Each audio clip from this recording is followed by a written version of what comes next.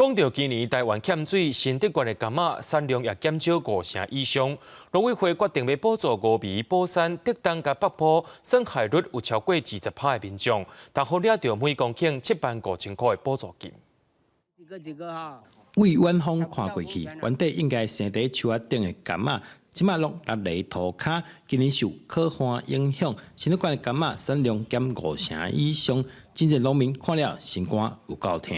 原本一甲多大概可以收成3、4万斤，今年大概不到5000斤，很严重啊！橘子都死掉很多啊，橘子树以前都是绿的嘛哈，现在变黄掉啊，叶枯掉啊，哦，所以蛮严重的，而且就是为了干旱，橘子长不起来，而且落果落很多。我们过去的果实比较大颗饱满过年过节大家都要来买来送礼拜拜的那因为今年大颗缺水的关系我们少量非常多将近大概只剩到2、3成而已。